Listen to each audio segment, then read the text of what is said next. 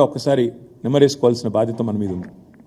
2014 నుంచి 2023 డిసెంబర్ దాకా కేసీఆర్ గారి ప్రభుత్వం 9.5 ఏళ్ల పాటు ఉంది.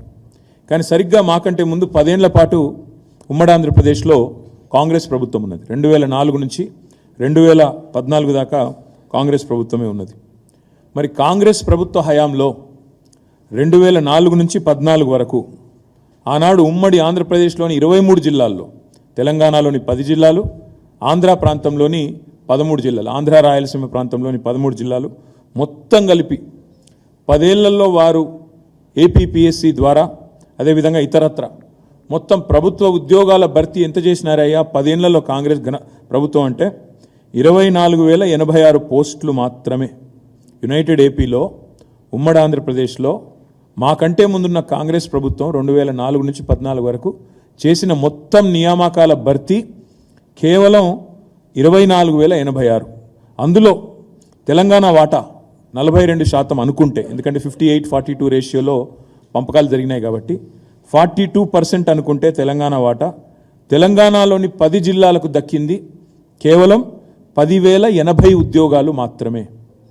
మళ్ళొక్కసారి నేను చెప్తా ఉన్నా, 10 ఏళ్లలో తెలంగాణకు ఘనత వహించిన కాంగ్రెస్ ప్రభుత్వ హయాంలో 2004 నుంచి 2014 వరకు తెలంగాణకు దక్కింది ప్రభుత్వ ఉద్యోగాల్లో నియామకాలు జరిపింది కేవలం 10,000. 10 సంవత్సరాల్లో 10,000 అంటే సంవత్సరానికి 1000 ఉద్యోగాలు మాత్రమే.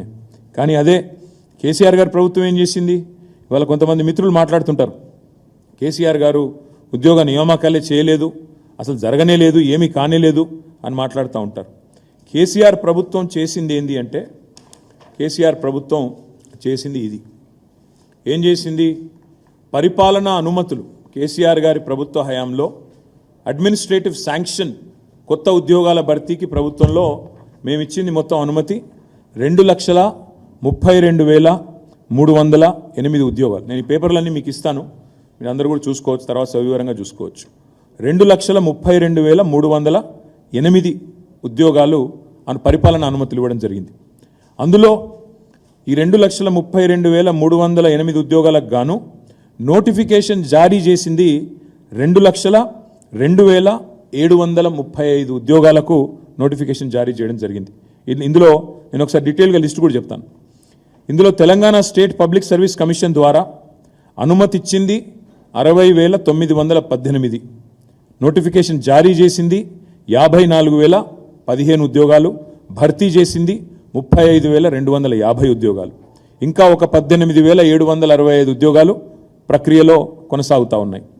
పోలీస్ రిక్రూట్మెంట్ బోర్డు ద్వారా 50,425 ఉద్యోగాలకు అనుమతి ఇస్తే నోటిఫికేషన్ 48,247 ఉద్యోగాలకు జారీ చేస్తే 47,068 ఉద్యోగాలు భర్తీ చేసినాము. 1,179 ఇంకా భర్తీ దశలో ఉన్నాయి. గురుకుల రిక్రూట్మెంట్ బోర్డు ద్వారా 17,631, కొంతమంది మిత్రులు మాట్లాడతారు అసలు టీచర్ ఉద్యోగాల భర్తీ జరగలేదు తెలంగాణలో అని. గురుకుల రిక్రూట్మెంట్ బోర్డు ద్వారా 17,631 ఉద్యోగాలకు అనుమతి ఇస్తే 12,904 ఉద్యోగాలు భర్తీ చేసినాం. 3,694 భర్తీ దశలో ఉన్నాయి, భర్తీ చేసిన ఉన్నాయి. 9,210 భర్తీ దశలో ఉన్నాయి.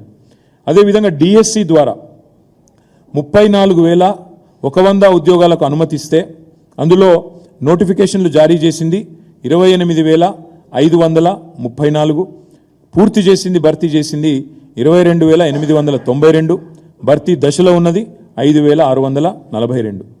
మెడికల్ రిక్రూట్మెంట్ బోర్డు ద్వారా 14,283 ఉద్యోగాలకు అనుమతిస్తే 9,684 ఉద్యోగాలు నోటిఫికేషన్ జారీ చేసినాం. భర్తీ చేసింది 2,047, 7,637 భర్తీ దశలో ఉన్నాయి. యూనివర్సిటీ కామన్ బోర్డు, యూనివర్సిటీలను బీఆర్ఎస్ ప్రభుత్వం నెగ్లెక్ట్ చేసిందని కొంతమంది మిత్రులు మాట్లాడతారు. అన్ని యూనివర్సిటీస్కి ఒక కామన్ బోర్డు పెట్టి చేయాలి, ఒక సిస్టమ్ తేవాలి, రిఫార్మ్స్ తేవాలనే ఉద్దేశంతో కామన్ బోర్డు అని పెట్టాం. దురదృష్టం ఏంటంటే యూనివర్సిటీ కామన్ బోర్డుకు మోకాలడ్డం పెట్టింది గవర్నర్ గారు. ఆ బిల్లుకు మోకాలు అడ్డుకున్నది గవర్నర్. లేకపోతే ఈ పాటికి ఈ 105 పోస్టుల భర్తీ కూడా అయిపోయేది. ఇతర సంస్థలన్నీ కలుపుకొని 54,846 అనుమతి ఇస్తే నోటిఫికేషన్ 49,351 జారీ చేసినాం. అందులో భర్తీ చేసింది 49,132, కేవలం భర్తీ దశలో ఉన్నది 219. సమ్మరీ చెప్తా ఉన్నా, ఒకసారి వినండి. 10 ఏళ్లలో కేసీఆర్ గారు 9.5 ఏళ్లలో మొత్తం 2,32,308 పోస్టులకు అనుమతి ఇచ్చారు. ఆ ప్రభుత్వం అన్నాడు మా ప్రభుత్వం. నోటిఫికేషన్ ఇచ్చింది 2,02,735. భర్తీ చేసింది పూర్తయింది 1,60,083. భర్తీ దశలో ఉన్నది 42,652. ఏం చేశారు కేసీఆర్ గారు ఉపాధి కల్పన రంగంలో, ప్రభుత్వ రంగంలో? ఇది నేను చెప్పేది ఓన్లీ గవర్నమెంట్ లెక్కలు. గవర్నమెంట్ ఆర్ గవర్నమెంట్ అటాచ్డ్ మరి కార్పొరేషన్లు కానీ లేదా ఇతర సంస్థలు కానీ దానికి సంబంధించి. అయితే ఇక్కడ విడ్డూరం అనిపించేది ఏంటంటే కాంగ్రెస్ ప్రభుత్వం